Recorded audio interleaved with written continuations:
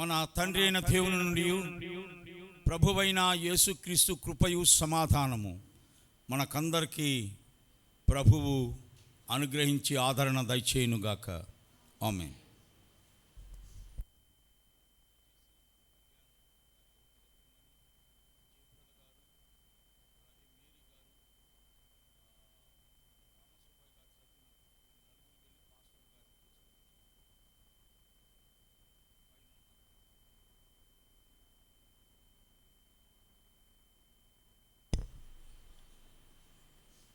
జయప్రద గారు వచ్చారు.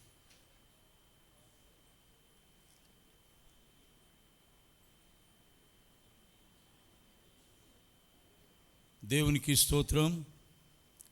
దేవుని యొక్క మహోన్నతమైన కృపచేత ఈ కరోనా సెకండ్ వేవ్లో నుండి దేవుడు మనల్ని కూడా తప్పించి మరి మనకు మంచి ఆయురారోగ్యాలు ఇచ్చి కొంతమంది కరోనాని జయించి మరి సమయంలో దేవుని యొక్క సన్నిధిలో మనమందరము చేరుకొని ఉన్నాం.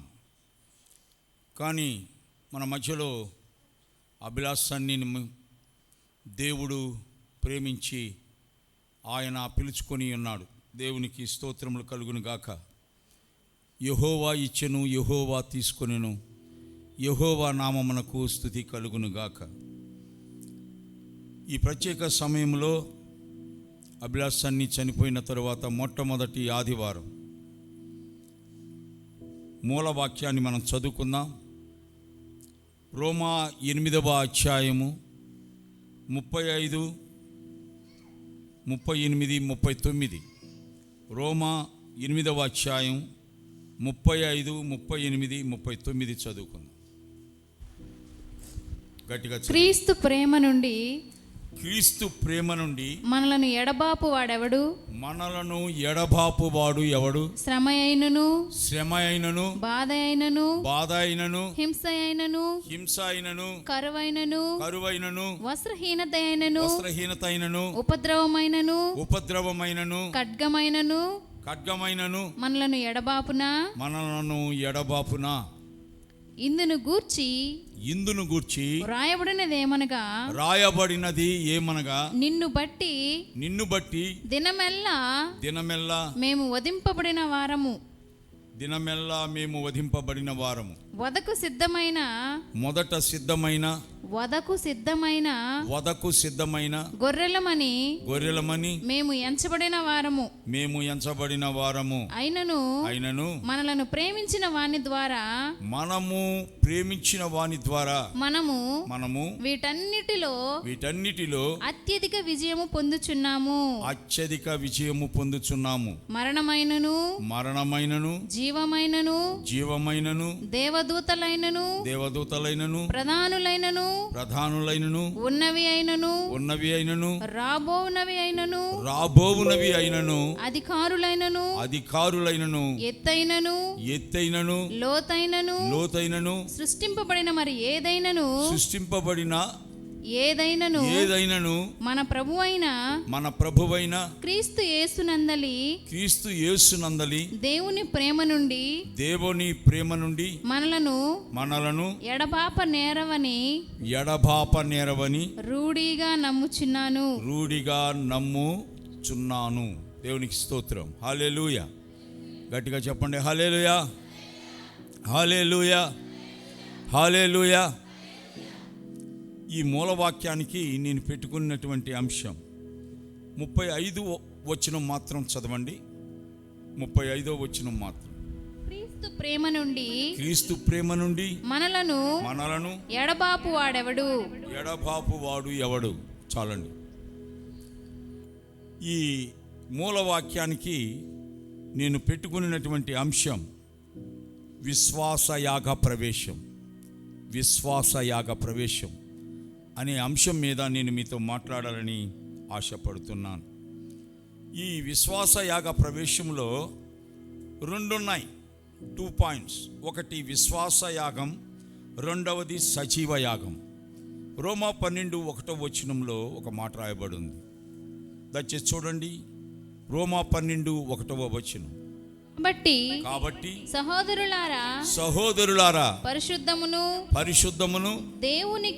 దేవునికి అనుకూలమునైన సజీవ యాగముగా మీ శరీరములను ఆయనకు సమర్పించుకొనుడని దేవుని వాత్సల్యమును బట్టి మిమ్మును బతిమాలుకొనుచున్నాను. సజీవ యాగముగా. చాలండి. సజీవ యాగముగా. మొట్టమొదటిది విశ్వాసయాగం, రెండవది సజీవ యాగం. ఈ విశ్వాస యాగ ప్రవేశములో ప్రవేశించినటువంటి వారు రెండు ప్రాముఖ్యంగా తెలుసుకోవాలి. ఒకటి విశ్వాస యాగం, రెండవది సజీవ యాగం. ఈరోజు సందేశం చాలా జాగ్రత్తగా, ఎవ్వరు అటు ఇటు లేచి మధ్య మధ్యలో వెళ్ళొద్దు. డిసిప్లైన్, క్రమశిక్షణ పాటించండి. ముఖ్యంగా యవనస్తులు.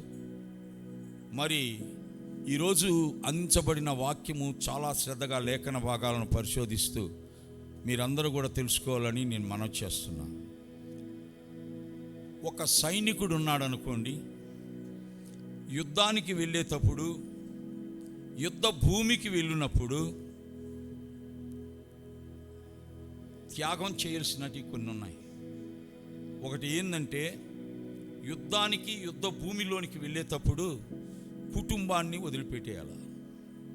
తల్లిదండ్రులు, అన్నదమ్ములు, అక్క చెల్లెండ్రు, తోబుట్టువులు, భార్య, బిడ్డలను అందరినీ వదిలిపెట్టాలి. వదిలిపెట్టి యుద్ధ భూమిలోనికి వెళ్ళాలి. యుద్ధ భూమిలోనికి వెళ్ళాలంటే తిరిగి మళ్ళా భార్యను చూస్తామని, తల్లిదండ్రులు చూస్తామని, అక్క చెల్లెలను చూస్తామన్నటువంటి ఆశ ఉండకూడదు.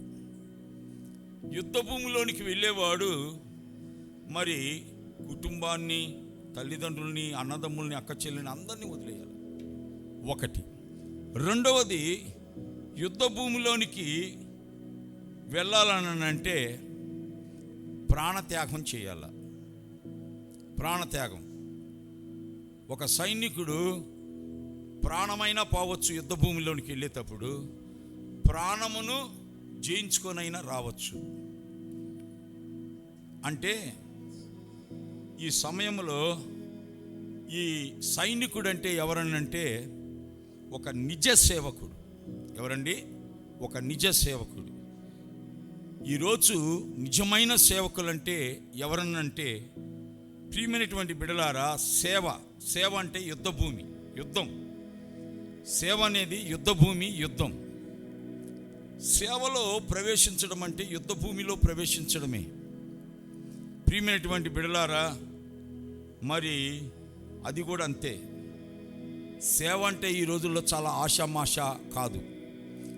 సేవ అంటే ఈ రోజుల్లో ఏదో ఒక పాట నేర్చుకొని, ఏదో ఒక చిన్న ప్రార్థన వల్లించి, ఏదో ఒక డొప్పు పెట్టుకొని వాయించినంత మాత్రాన సేవ కాదు అది. సేవ అంటే సైనికుడు వలె ఉండాలి. సేవలోనికి ప్రవేశించిన వారు ఇక యుద్ధ భూమిలోనికి వెళ్ళినట్టే. సేవలో ప్రవేశించినటువంటి వాడు తల్లిదండ్రులు, అన్నదమ్ములు, అక్క చెల్లెలు అందరినీ విడిచిపెట్టడమే. ప్రియమైనటువంటి బిడ్డలారా, ఇక్కడ లూకాసు వార్త 18వ అధ్యాయం 29-30వ వచనం చూస్తాం. లూకాసు వార్త 18, 29, 30వ వచనం చదవండి ఎవరైనా. లూకాసు వార్త ఆయన దేవుని రాజ్యము నిమిత్తమై, చూడండి, దేవుని రాజ్యం నిమిత్తం ఇంటినైనను, ఏమన్నాడు? దేవుని రాజ్య నిమిత్తము, ఇంటినైనను, దేవుని రాజ్యాన్ని విస్తరించే నిమిత్తమై, అంటే దేవుని రాజ్య నిమిత్తమై ఇంటినైనను, భార్యనైనను, అన్నదమ్ములనైనను, తల్లిదండ్రులనైనను, పిల్లలనైనను విడిచిపెట్టిన వాడెవడును ఇహమందు చాలా రెట్లు పరమందు నిత్య జీవమును పొందకపోడని ఖచ్చితంగా పొందుతాడు. నిశ్చయముగా మీతో చెప్పుచున్నాను. మత్తయి సువార్త 19వ అధ్యాయం 29. మత్తయి సువార్త 19, 29, 29వ వచనం. నా నామము నిమిత్తము నా నామము నిమిత్తము అన్నదమ్ములనైనను అక్క చెల్లెండ్రనైనను తండ్రినైనను తల్లినైనను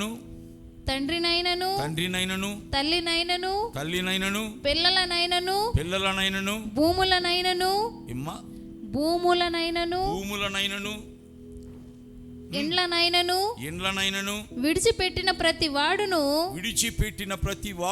100 రెట్లు పొందును. జాగ్రత్తగా వినండి. ఈరోజు మూలవాక్యం రోమా 8:35, 38, 39 వచనం. మరి మరణము వచ్చినా, కరువు వచ్చినా, దుఃఖము వచ్చినా, వేదన వచ్చినా, ఏవి వచ్చినా క్రీస్తు ప్రేమ నుండి మనల్ని ఎడబాపదు. మరణమైనా సరే క్రీస్తు ప్రేమ నుండి ఎడబాపదు. సాతానుడు ఏం చేస్తాడంటే, మనం ఎక్కువగా దేవునిలో ఉంటే, ఎక్కువ దేవుని సేవ చేస్తున్నప్పుడు కుటుంబాల్లో అనేకమైనటువంటి కష్టములు, బాధలు, నిందలు, నేరారోపణలు, అవమానములు తీసుకొని వచ్చి పెట్టి చివరికి మరణము, మృత్యు రూపంలో వచ్చి కూడా దేవుని యొక్క ప్రేమ అట్లయినా వదిలేస్తాడేమో అని సైతానుడు ప్రయత్నిస్తుంటాడు. కానీ ప్రియమైనటువంటి బిడ్డలారా, ఇక్కడ విశ్వాసయాగం అంటే 2 చెప్పాను. ఒకటి విశ్వాసయాగం, రెండవది సజీవయాగం. చూసారా? సజీవయాగం అంటే మన ప్రాణాలను సజీవంగా, మన దేహాలను పెట్టడమే దేవుని కోసం. ఇది నిజమైన సేవ. కాబట్టి ఒక సైనికుడు యుద్ధమునకు వెళ్ళేటప్పుడు కుటుంబాన్ని, తల్లిదండ్రుల్ని, అన్నదమ్ముల్ని, అక్క చెల్లెల్ని అందరినీ వదిలేయాలి.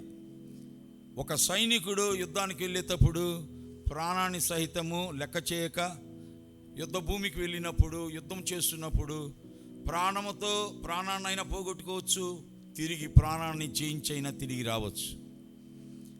అయితే ఆ యుద్ధ సైనికుడు ఎవరనంటే నిజ సేవకుడు. ఎవరైతే నిజ సేవకుడు ఉంటాడో, సేవలో ప్రవేశిస్తాడో, మరి సేవ అంటే ఆషామాష కాదు. ఇది ఒక పాట పాడు, ఇది ఒక చిన్న ప్రార్థన నేర్చుకోను, ఇది ఒక డొప్పు కొట్టుకొని సేవ చేసేది కాదు. సేవ అంటే నిజమైనటువంటి సేవకుడు అంటే యుద్ధ భూమిలోనికి ప్రవేశించిన వాడే, ప్రాణాన్ని తెగించినటువంటి వాడే. కాబట్టి ప్రియమైనటువంటి బిడ్డలారా, విశ్వాస యాగ ప్రవేశంలో ప్రవేశించాలంటే విశ్వాస యాగం చేయాలి. రెండవది సజీవ యాగం చేయాలి. సజీవ యాగం అంటే దేహాన్నంతా దేవునికి అర్పించడం. కనుక ప్రియమైనటువంటి బిడ్డలారా, ఈ సమయంలో మరి ఇది చాలా ప్రాముఖ్యమైనది. కాబట్టి రోమా 8:35 ఏం రాశాడు దయచేసి చూద్దాం ఒకసారి. జస్ట్ మళ్ళా రిపిటేషన్ చేసుకుంటున్నాం.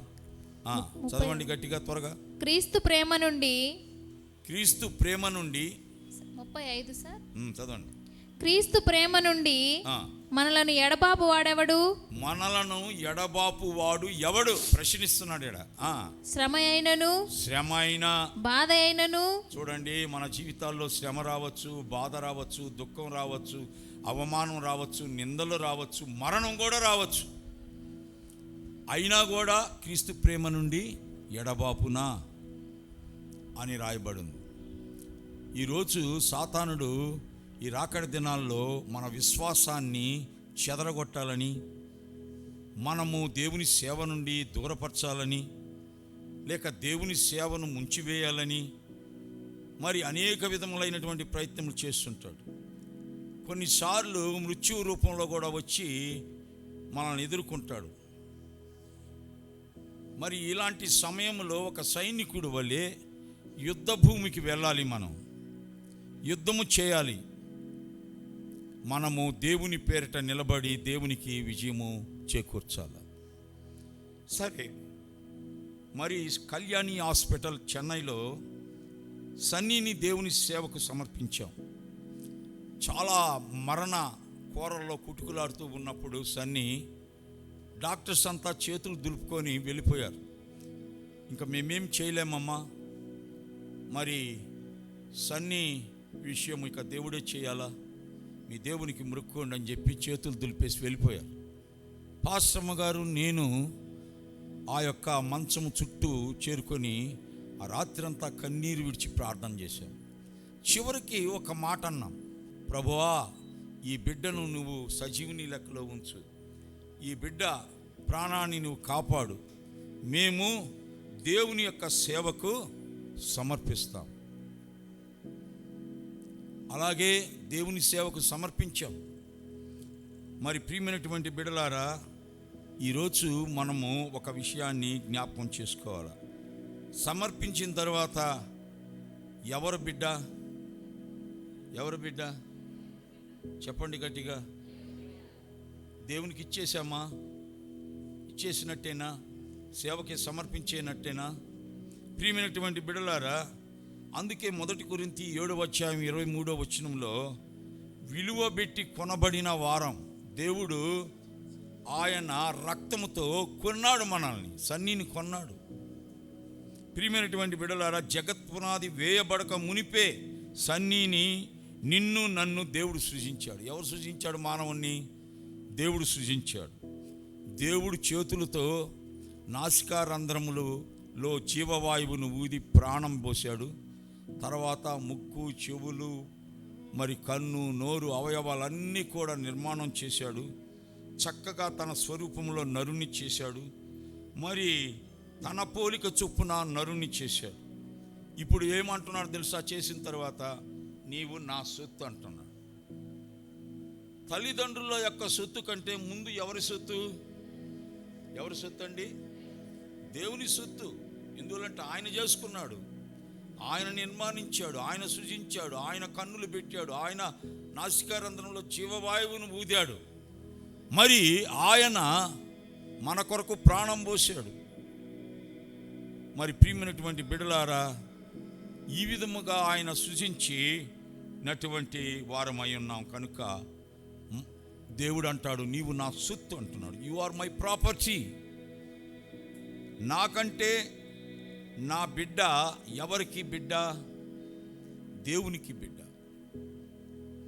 నా బిడ్డ నాకంటే ముందు ఎవరికి? దేవునికి బిడ్డ. ముందు దేవుడు చేశాడు.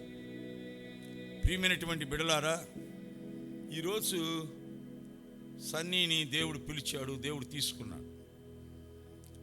కనుక సేవ అంటే ఆషామాష కాదు, విశ్వాసయాగ ప్రవేశం. విశ్వాసయాగ ప్రవేశం, సజీవయాగ ప్రవేశం. అంటే ముందుగానే తెలుసుకొని ఉండాల. యుద్ధ భూమికి వెళ్ళేవాడు ప్రాణాన్నైనా పెట్టేస్తాడు, తల్లిదండ్రులను అందరినీ వదిలేస్తాడు, భార్యను వదులుతాడు, బిడ్డలను వదులుతాడు, కుటుంబాన్ని వదులుతాడు, రక్త సంబంధాలను వదులుతాడు, ఈ లోకంలో ఉన్నటువంటి భూముల్ని, ఇల్లుని అన్నిటినీ వదులుతాడు. ముందుగా యుద్ధ భూమికి వెళ్ళేవాడు ఆ విధంగా సంసిద్ధపడాల. యుద్ధ భూమికి వెళ్ళేవాడు ఎవడు? సైనికుడు. సైనికుడు అంటే ఎవరిక్కడ? సేవకుడు, నిజమైన సేవకుడు. కాబట్టి సేవ అంటే ఈ రోజుల్లో చాలామంది ఏందనంటే ఏదో ఒక పాటో, ఏదో ఒక ప్రార్థనో, ఏదో ఒకటి చేసుకొని దేవుని పిలుపు లేకుండా, ప్రతిష్ఠించబడకుండా ఏదో చేసుకుందామని, పొట్టకూటి కోసరము, బ్రతుకు తెరువు కోసరము ఏదో చేద్దామని అనుకుంటున్నారు. కానీ అది నిజమైన సేవ కాదు. నిజమైన సేవకుడు ఏంటంటే సజీవ యాగంగా సమర్పించాల దేవునికి, ప్రాణాలు అర్పించేదాన్ని. యుద్ధ భూమికి వెళ్ళినప్పుడు మనం ఏం చేస్తామండి? మన ప్రాణం పోయినా, యుద్ధ భూమికి వెళ్ళేవాడు ప్రాణము పోగొట్టుకునైనా పోగొట్టుకుంటాడు, లేకపోతే ప్రాణంతో తిరిగైనా వస్తాడు. అలాగే సేవకుడు కూడా అంతే. ఈరోజు ప్రియమైనటువంటి బిడ్డలారా, నేను కొన్ని విషయాలు మీతో చెప్పి నేను ముగించుకుంటాను. మొట్టమొదట విశ్వాసయాగ ప్రవేశం. సేవకుడు కానీ, ఒక గొప్ప విశ్వాసి కానీ నేర్చుకోవలసినటువంటివి ఇవి ఉన్నాయి. ఏంటంటే విశ్వాసయాగ ప్రవేశం చేసి ఉండాలి. దేవునికి సమర్పించుకున్నవాడు, లేక నిజమైన విశ్వాసిగా ఉండాలని తలుచుకునేవాడు. క్రీస్తు యేసు సద్భక్తితో బ్రతకను ఉద్దేశించి వారందరూ హింస పొందాలని రాసింది బైబిల్లో. మంచి భక్తితో బ్రతకాలనుకున్నప్పుడు నువ్వేం చేయాలి తెలుసా? హింసని యాక్సెప్ట్ చేయాల. శ్రమ, బాధ, కరువు, అవమానము, నేరారోపణలు, నిందలు అన్నిటినీ కూడా మనము యాక్సెప్ట్ చేసి దాన్ని భరించేటట్టుగా ఉండాలి. సిలువను సహించి అవమానమును నిర్లక్ష్యం చేయాలి. కాబట్టి ఈ విశ్వాసయాగంలో ప్రవేశించినటువంటి ముగ్గురిని గురించి చెప్పి నేను ముగిస్తాను. మొట్టమొదట యోబు మొదటి అధ్యాయంలో మనం చూస్తే యోబు యొక్క జీవితం ఎలాంటిదో మనం చూస్తున్నాం. ఆయన భయభక్తులు కలిగిన వాడు. చూడండి, దాంట్లో ఉన్నాయి. మొదటి అధ్యాయం 8వ వచనం చూడండి. 8వ వచనంలో ఏం రాయబడింది? యోబుని గురించి మొదట విశ్వాసయాగంలో ప్రవేశించిన వ్యక్తి ఎవరనంటే యోబు. అతడు యథార్థవంతుడు న్యాయవంతుడు దేవుని యందు భయభక్తులు కలిగిన వాడు, చెడుతనము విసర్జించిన వాడు, భూమి మీద అతని వంటి వాడెవడునూ లేడు. భయభక్తులు కలిగిన వాడు ఎవడునూ లేడు. చూసారా, అటువంటి వ్యక్తికి దయచేసి ఈ రోజుల్లో చాలామంది అనుకోవచ్చు, యేసు ప్రభుని నమ్ముకున్నాడు కదా, ఆయన మంచి సేవ చేశాడు కదా, ఆయన ఒక యాజకుని యొక్క కుమారుడు కదా, మరి ఎందుకు ఇలాంటివి వచ్చాయి? ఆయన భయభక్తులు గలవాడు, యథార్థవంతుడు, నీతిమంతుడు, భయభక్తులు, అలాంటి వ్యక్తి ఎవరునూ లేరు అని చెప్పేసి అనుకోవచ్చు. ఇక్కడ యోబు విషయంలో ఎవరికి కుళ్ళు పుట్టిందంటే సైతానుడికి. పరలోకములో అంటే దేవదూతల యొక్క ఆ పరలోకంలో ఒక దేవదూతల సభ జరిగింది. ఆ సభ జరిగితే దేవదూతలాగా సైతానుడు వేషం వేసుకొని ఆ సభలోకి దూరాడు. దూరుతుండగానే సభాధ్యక్షుడు వచ్చాడు. ఎవరు? దేవుడు వచ్చి వెంటనే ఆ దూతల్లో ఈ వేషం వేసుకొని వచ్చిన సైతాన్ని కనిపెట్టేశాడు. వాడు వచ్చిన పని ఏంటో దేవుడికి తెలుసు. ఇక్కడ బాగా గమనించండి. పరలోకములో యోబు పక్షంగా ఎవరు నిలబడ్డాడు? దేవుడు. భూలోకంలో ఎవరున్నాడు? యోబు ఉన్నాడు. పరలోకంలో ఎవరున్నారు? ఆ యొక్క దేవదూతల యొక్క సభలోకి సాతానుడు, దేవుడు ఉన్నాడు. ఇప్పుడు వాళ్ళిద్దరికి సంభాషణ జరుగుతుంది. ఏమయ్యా, నువ్వు ఎందుకు వచ్చావు ఇక్కడికి, ఈ సభలోకి? నేను భూలోకంలో అటు ఇటు తిరుగుచూ వచ్చా అన్నాడు సాతానుడు. అప్పుడు ఏంటి నీ పని? ఈ దేవుడే ఆ సైతానుడు వచ్చిన పని ఏంటో తెలుసుకున్నాడు. యోబు సంగతి నువ్వు విచారించితివా అన్నాడు. వెంటనే ఆ మాట అడగగానే, ప్రభువా, యోబుకి నీవు ఏం చేశావు? అక్కడంతా కూడా కంటిన్యూగా రాస్తాడు ఆడ. దయచేసి చూడండి 8 నుంచి 12వ వచనం వరకు, త్వరగా 8 నుంచి 12వ వచనం వరకు. అందుకు యెహోవా, నీవు నా దేవుడైన యోబు సంగతి ఆలోచించితివా? నీవు నా సేవకుడైన నా సేవకుడైన సంగతి నువ్వు ఆలోచించావా? అతడు యథార్థవంతుడును, తెలుసుకో, అతను యథార్థవంతుడు, న్యాయవంతుడు, దేవుని యందు భయభక్తులు కలిగి చెడుతనము విసర్జించిన వాడు, భూమి మీద అతని వంటి వాడెవడునూ లేడు అని అడుగగా అపవాది యోబు ఊరకనే యోబు ఏమంటున్నాడు తెలుసా? ఇదిగో, నీ యందు భయభక్తులు ఊరకనే ఉంచాడా? దేవుని యందు భయభక్తులు ఒక స్వార్థం ఉంది తెలుసా? ఏంటి ఆ స్వార్థం? ఊరకనే నీ యందు భయభక్తులు ఉంచాడా? మానవుల యొక్క మనస్తత్వాలు సైతానుడికి కూడా తెలుసు. ఒకరిని ప్రేమిస్తున్నామంటే ఏదో ఒక స్వార్థం, ఒకడు కూడా తిరుగుతున్నామంటే ఏదో ఒక స్వార్థం, ఒకరిని పొగుడుతున్నామంటే ఏదో ఒక స్వార్థం. అలాగనే సాతానుడు కనిపెట్టి ఏమంటున్నాడు తెలుసా? ఊరకనే నీ కొంగు పట్టుకొని నీ అంగీ పట్టుకొని తిరుగుతున్నాడా? ఆయనకి ఐశ్వర్యం ఇచ్చావు, సంపద ఇచ్చావు, భూములు ఇచ్చావు, శ్రేష్టమైన బిడ్డలను ఇచ్చావు. అందువల్ల నీ యందు భయభక్తులు కలిగి నువ్వు నీ అంగీ పట్టుకొని తిరుగుతున్నాడు యోబు. తెలుసా? దేవునితో వాదిస్తూ ఉంది సైతాన్. నువ్వు అవన్నీ తీసేయి. అతని పొలము, అతని ఒంటెలు, అతని ఎద్దులు, అతని పశువులు, ఆయన బిడ్డలు అందరిని తీశాడు పడే. అప్పుడు నీ యందు అంగీ పట్టుకొని తిరుగుతాడేమో చూద్దు. అప్పుడు దేవుడు యాక్సెప్ట్ చేశాడు. ఓకే, అలాగే పోయి నా సేవకుడైన యోబుని నువ్వు ఎంతైనా చెయ్యి, అతని విశ్వాసాన్ని చెదులు కొట్టేటట్టుగా చేయలేవు. అంటే దేవుడు యోబు పక్షంగా గట్టిగా నిలబడ్డాడు, కాన్ఫిడెంటల్గా. ప్రియమైనటువంటి బిడ్డలారా, అయితే అతని ప్రాణాన్ని తీసేదానికి మాత్రం నీకు నేను అధికారం ఇవ్వను. ఓకే, యు కెన్ గో అన్నాడు. సాతానుడు వెళ్ళింది. వెంటనే మరి ఆ ఒంటెలు, ఆ పశువులు, ఆ ఎద్దులు అన్నీ చచ్చిపోయినాయి. బిడ్డలను కూడా చంపేశారు. ఎంతమంది బిడ్డలు యోబుకండి? ఏమ్మా, ఎంతమంది? ఎంతమంది కుమార్తెలు? 7 కుమార్తెల, 7 కుమారులు, 3 కుమార్తెలు. ఒకేసారి, ఒకే టైము, ఒకే దినము అంతమంది. ఎంతమంది మొత్తం టోటల్ 10 మంది శవాలు అయిపోయినాయి, చంపేసింది అది. ప్రియమైనటువంటి బిడ్డలారా, తరువాత నాకైతే ఒక కుమారుడు, యోబుకైతే 10 మంది కుమారులు. మరి యోబుకి ఎంత గోష్ఠి ఉండాలో చూడండి, ఎంత శోకం ఉండాలా ఒకే రోజులో, ఒకే సమయంలో. కానీ యోబు విశ్వాసము కృంగిపోయిందా? యోబు యొక్క సేవ పతనమైందా? లేదు. యోబు అన్నాడు ఆ యొక్క సైతానుడితో, ఈ యొక్క బిడ్డలు యెహోవా సొత్తు, యెహోవా ఇచ్చాడు, యెహోవా తీసుకున్నాడు, ఆయనకు హక్కు ఉంది, ఆయన ప్రశ్నించేదానికి నేనెవడు? యెహోవా నామమునకు స్తుతి కలుగునుగాక. చప్పట్లు కూడా దేవుని మహింపరద్దాం. హల్లెలూయా. ప్రియమైనటువంటి బిడ్డలారా, సాతానుడు తోక ముడుచుకొని వెళ్ళిపోయింది ఆ దెబ్బతో కూడా, ఆ మాటతో కూడా.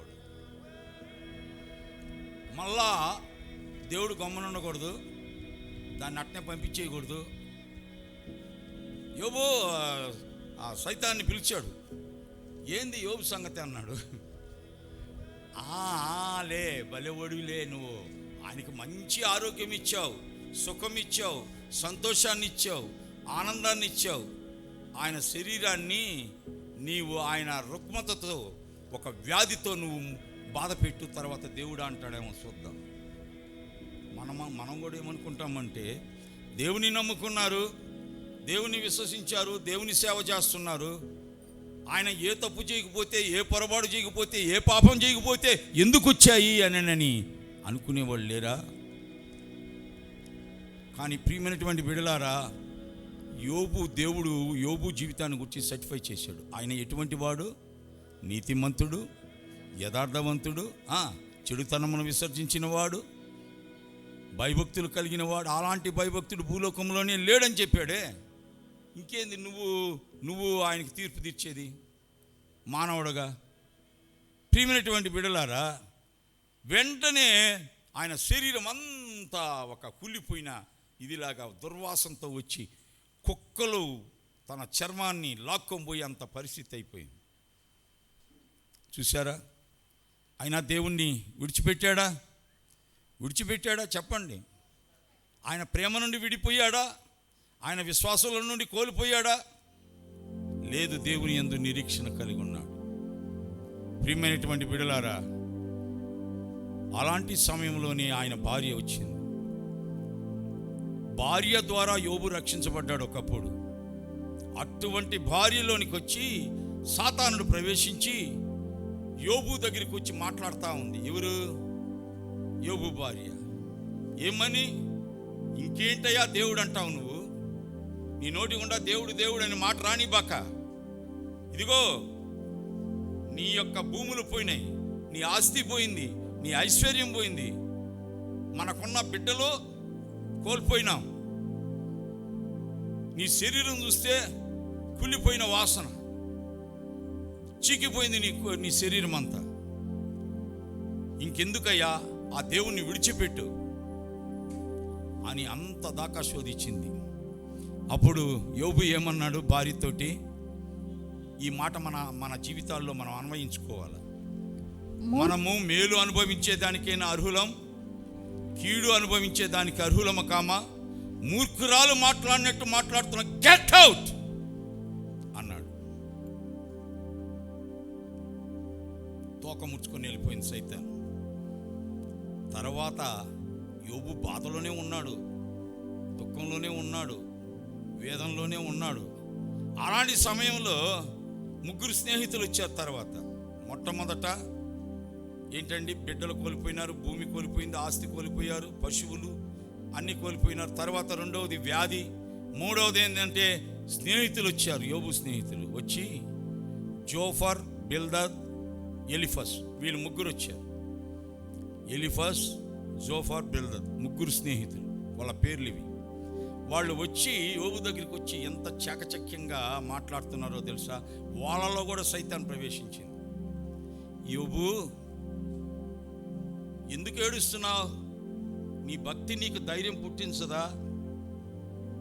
చూసారా? నీ యథార్థ ప్రవర్తన నీకు నిరీక్షణకు ఆధారం కాదా? జ్ఞాపకం చేసుకో.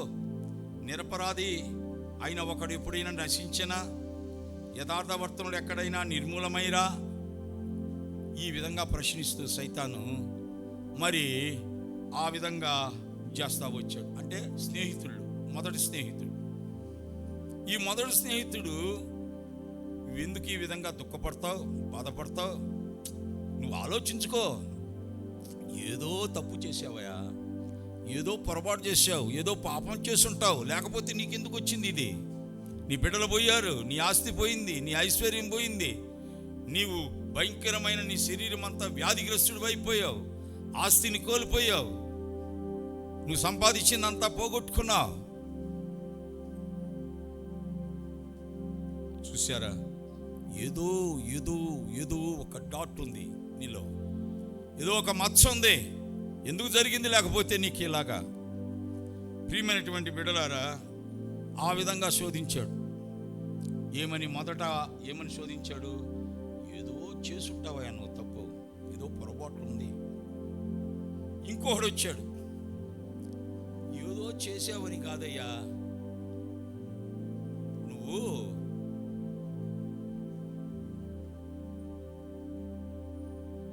నీలో పాపం ఉంది,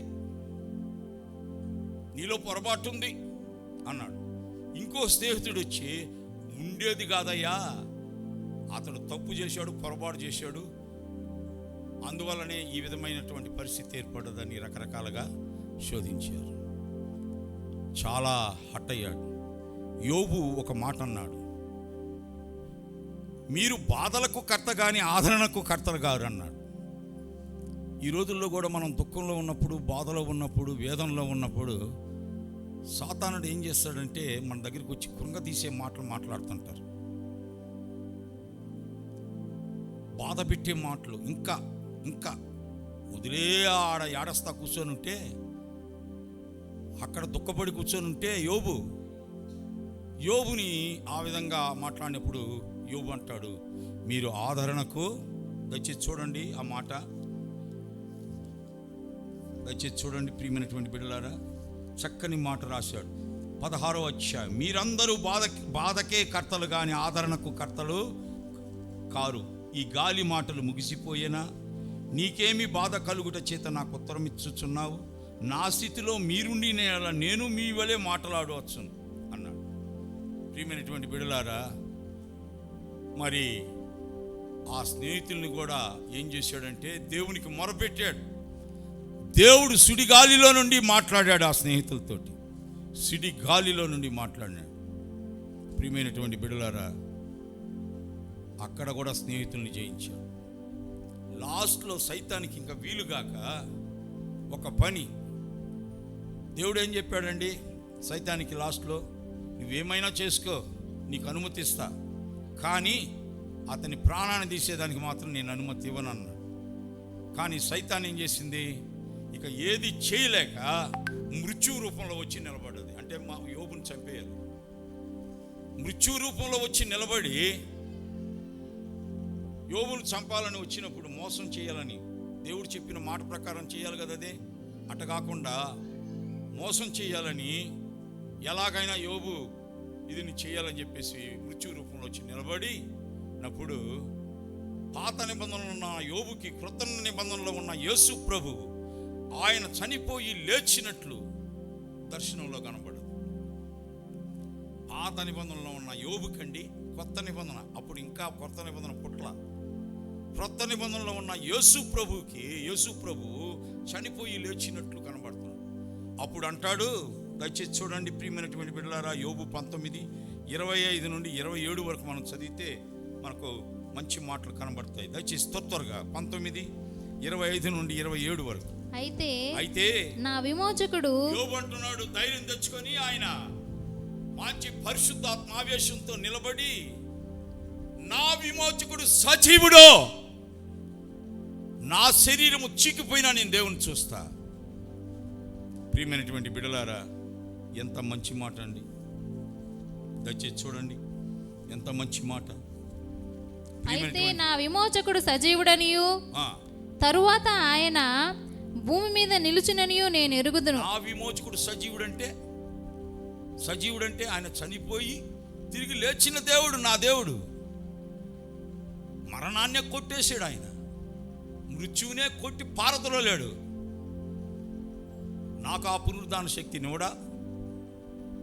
ఇవ్వడా లేడా? Death is temporary, తాత్కాలికమైంది.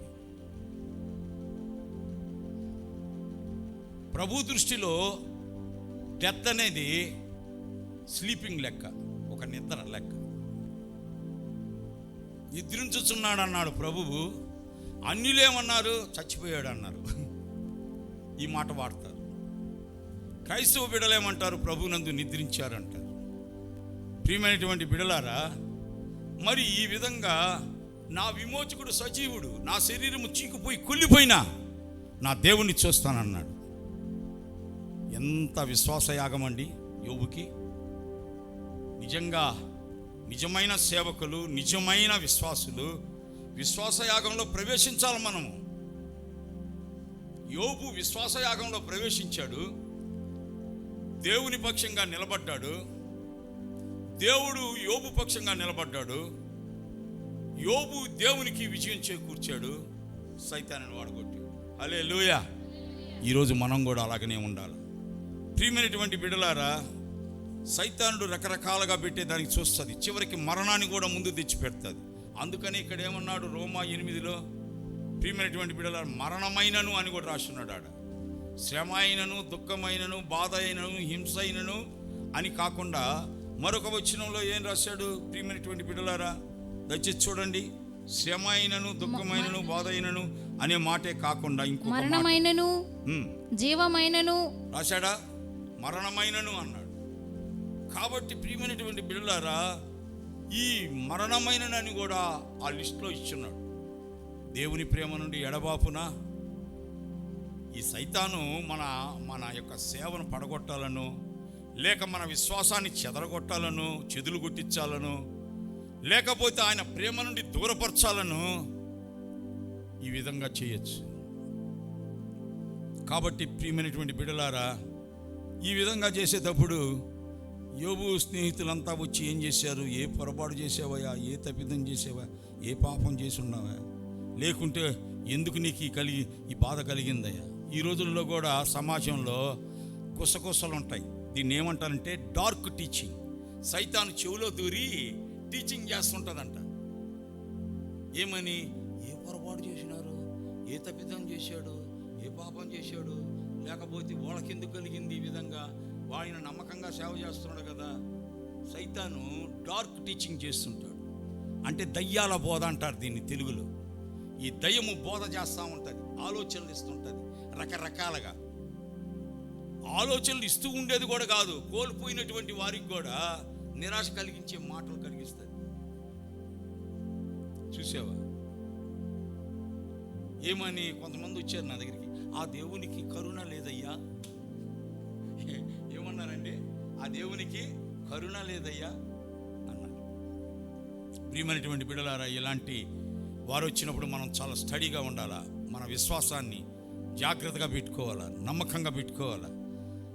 కాబట్టి మనము ఇలాగా చెవుల్లో దూరి సైతానుడు రకరకాల దయ్యాల బోధ చేస్తుంటుంది కూర్చొని. అప్పుడు మనం ఏమనేస్తుంటాం? పక్క వారితో ఇలాంటి డైలాగ్స్ మాట్లాడుతుంటాం. కాబట్టి ప్రియమైనటువంటి బిడ్డలారా, దేవుడు ఒక మాట అన్నాడు, నా కుమారుడు విషయంలో నేను చెప్తాను. నా కుమారుని విషయంలో మొదటిది దేవుని యందు విశ్వాసం ఉంచాడు. యోహాను 3:16 చదవండి. 3:16లో ఏం రాయబడి ఉంది?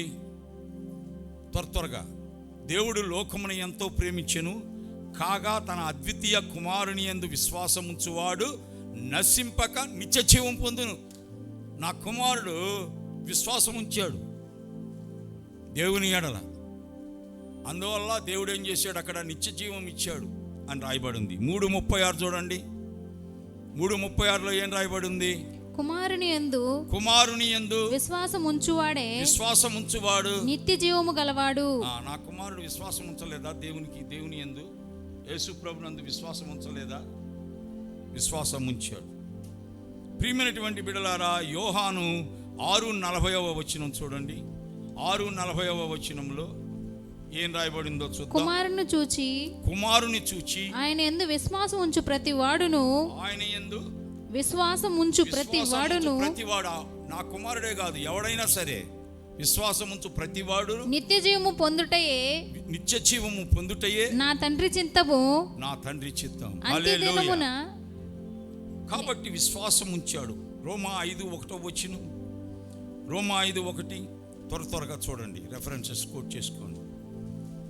రోమా 5:1 వచనంలో ఏం రాయబడి ఉంది?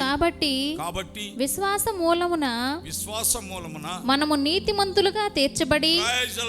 హల్లెలూయా. ఎప్పుడైతే యేసు ప్రభుని విశ్వాసం ఉంచాడో నా కుమారుడు, లేక ఎవరైనా మీరైనా కూడా, ఆయన ఏం చేస్తాడమ్మా? నీతిమంతునిగా తీరుస్తాడు. యేసు యొక్క రక్తం చేత నీతిమంతుడిగా తీర్చబడ్డాడు. కొట్టేశాడు, పాపాలన్నీ కొట్టేశాడు. ఇంకా పొరపాట్లేయి, ఇంకా తప్పిదాలేంటి? ఎన్ని దయ్యాలు బోధించే బోధలు!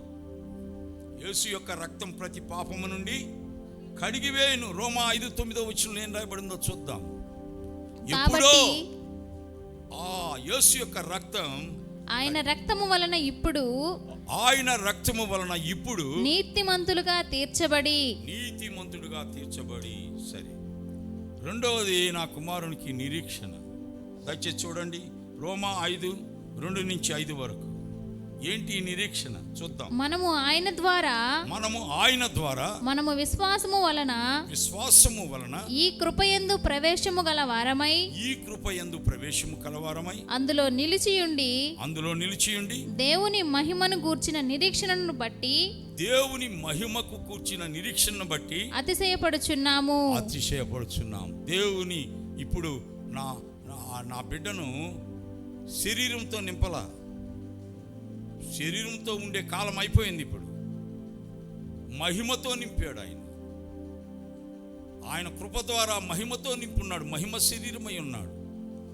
ఇక సన్నీని మీరు శారీరకంగా చూడబాకండి, ఆ పీరియడ్ అయిపోయింది. ఆత్మలో చూడండి. ప్రతి ఒక్కరిలో, ఇక్కడ ఉన్న వాళ్ళ ప్రతి ఒక్కరిలో సన్నీ యొక్క ఆత్మ ఉంది. నాలో ఉండడమే కాదు, నీలో, మీలో, అందరిలో ఉంది. హల్లెలూయా, హల్లెలూయా. అలాంటి నిరీక్షణ మనం కలిగి ఉండాలి. రెండవది, యేసుక్రీస్తునందు ఉన్నవాడు. యేసుక్రీస్తునందు మనం ఉంటే ఏ శిక్షా విధి లేదన్నాడు. రోమా 8:1 వచనం. కాబట్టి ఇప్పుడు క్రీస్తు యేసునందున్న వారికి ఏ శిక్షా విధియు లేదు. కాబట్టి ప్రియమైనటువంటి బిడ్డలారా, దేవుడు ఇక్కడ ఈ విధంగా సెలవిస్తున్నాడు. కనుక ఈ సమయంలో యోబు యొక్క విశ్వాసాన్ని చెదులుగొట్టాలని, యోబు యొక్క విశ్వాసాన్ని, ఆ యొక్క ప్రేమ నుండి ఎడబాపాలని ఎన్నో విధాలుగా ప్రయత్నించిన ఇప్పుడు యోబు తిరిగి మరలా బిడ్డలు పొందారు, ఐశ్వర్యం పొందాడు, బ్లెస్ చేయబడ్డాడు. ప్రియమైనటువంటి బిడ్డలారా, యోబు విశ్వాసయాగంలో ప్రవేశించాడు. ఈరోజు నీ జీవితంలో కష్టాలు రావచ్చు, బాధలు రావచ్చు, నిందలు రావచ్చు, నేరారోపణలు రావచ్చు, అవమానాలు రావచ్చు, కానీ నేను విశ్వాసయాగంలో ప్రవేశిస్తున్నాను అనేది గుర్తు చేసుకో. నువ్వు విశ్వాసయాగంలో ప్రవేశిస్తే నిజంగా నువ్వు ఎంతో శ్రేష్ఠుడి, ధన్యుడివి. నువ్వు ఈ చులకని శ్రమలు, ఈ చులకని వేదనలు ఇవన్నీ కూడా కొట్టుకొని పోతాయి అంతే. అగ్నిలో అవి మసి అయిపోతాయి. కాబట్టి ప్రియమైనటువంటి బిడ్డలారా, మరి ఈరోజు మనమందరం కూడా గమనించాలి. ఇంకొక వ్యక్తిని గురించి నేను చెప్తాను. అబ్రహాం, విశ్వాసయాగంలో ప్రవేశించిన వ్యక్తి అబ్రహాం. దేవుడు చాలా ముసలివాడుగా ఉన్నాడు అబ్రహాం. శారా బిడ్డలు పుట్టే పరిస్థితి కూడా లేదు ఇక. అయితే ఆయన పోతా ఉంటే భుజం తట్టి పిలిచాడు దేవుడు, అబ్రహామా, అబ్రహామా, చిత్తం ప్రభువా, నీకు ఒక కుమారుడు పుడతాడన్నాడు. ఆశ్చర్యపోయాడు, షాక్ న్యూస్. వెంటనే భార్యకి పోయి చెప్పాడు. భార్య ఏం చేసింది, ఇదేందయ్యా నువ్వు ఇట్లా చెప్తున్నావు, నాకేందయ్యా ఇప్పుడు బిడ్డలు పుట్టేది. అయితే దేవుడు చెప్పిన మాట నెరవేర్చే దేవుడు ఆయన. నిర్ణయ కాలంలో అబ్రహాంకి కుమారుడు పుట్టాడు. అల్లారు ముద్దుగా పెంచుకుంటున్నాడు, ప్రేమతో పెంచుకుంటున్నాడు, లేక లేక కలిగిన బిడ్డ. మరి ఆ బిడ్డని ఎంతో ప్రేమతో పెంచుకుంటున్నటువంటి సమయంలో ఆ బిడ్డని భుజం మీద వేసుకొని పోతా ఉన్నాడు. పొలం పనికి పోయినా, ఎక్కడికి పోయినా ఆ బిడ్డని ఎత్తుకొని పోతున్నాడు, అంత ప్రేమ. అబ్రహాం ఇలా రా, నీ ఒక్కడై ఉన్న కుమారుని నాకు బలి అర్పించను. బలి అంటే ఏంటండి, చంపడమే కదా. అదే అబ్రహాం స్థానంలో నేను నిన్నుంటే, దేవుడా బలి అర్పించమంటున్నావేంటి, నువ్వు 10 ఆజ్ఞలు ఇవ్వలేదా, నరహత్య చేయకూడదని నువ్వు చెప్పలేదా, ఇప్పుడు నా కుమారుని నరహత్య చేయమంటున్నావే, బలి అర్పించమంటున్నావే అని అడుగుంది. కానీ అబ్రహాము దేవుని మాటను నమ్ముకున్నవాడు కనుక ఆయన నమ్మెను, అది నీతిగా ఎంచబడెను.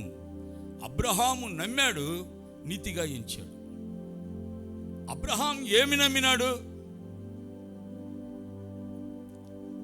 ఆయన చెప్పాడు నేను చేస్తున్నా, ఆయన చూసుకుంటాడు అన్నాడు.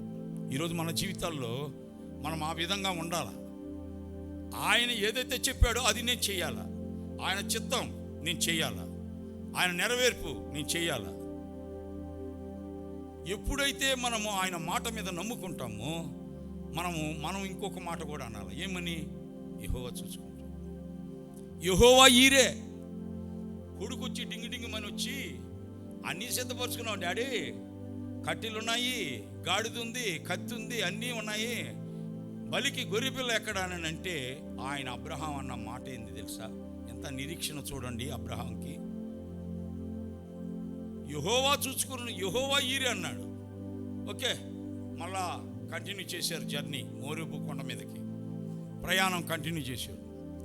వెళ్ళి ఆ మోరేబు కొండ మీద కట్టెలు పేర్చి అన్నీ చేసుకొని దహన బలికి రెడీగా ఉన్నాడు అబ్రహాం. ఆ కట్టెల మీద ఎవరు బండేయాలా? కొడుకుని బండేయాలి కదా. ఏంటి, కొడుకుని బండేయాలి కదా. కొడుకు కూడా, కుమారుడు కూడా విధేయుడైపోయాడు దేవునికి. చూసావా, ఆ కట్టెల మీద పండేసినప్పుడు డాడీ యెహోవా చూసుకున్నాడు కదా అన్నావు కదా నువ్వు, మరి నన్నెందుకు పండేశావు?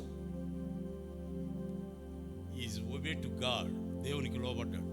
కుమారుడు కూడా, తండ్రి కుమారుడు ఇద్దరు మరి వాళ్ళు దేవునికి విధేయులైనారు, విశ్వాసం ఉంచారు, దేవుని మాటను నమ్ముకున్నారు. అప్పుడు కత్తి ఎత్తాడు అబ్రహాం. ఇతను ఎత్తి నరుగుతాడా లేదా చివరి దాకా, ఈ కుమారుడు ఇక్కడ పడుకొని ఉన్నాడు అనుకోండి, కత్తి ఎత్తాడు, చివరి దాకా అతని మీద ఇంకొక క్షణంలో పడుతుంది కత్తి అతని మీద. ఆ చివరి వరకు పరీక్షించాడు అబ్రహాం. ఆ చివరి దశలో దేవుని హస్తం వచ్చి ఆ కత్తిని కొట్టేసింది.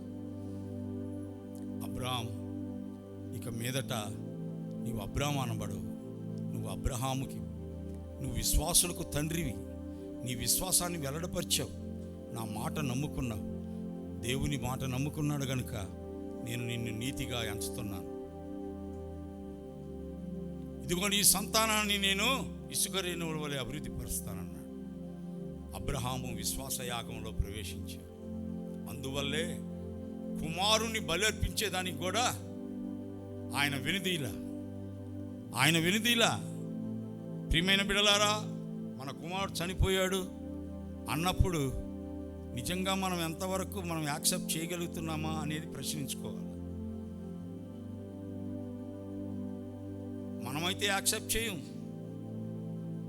ఒక మాట చెప్తాను నేను, దేవుడు ఏం చేశాడు? కుమారుణ్ణి ఈ లోకానికి పంపించాడు. ఏ ఉద్దేశంతో పంపించాడో మీకు తెలుసు. కానీ దేవుడికి తెలీదా తన కుమారుడు శిలువ యాగంలో బలి అవుతాడని తెలీదా? తెలిసి కూడా కుమారుణ్ణి ఈ లోకానికి పంపినప్పుడు ఈరోజు మనమేమనుకుంటాం?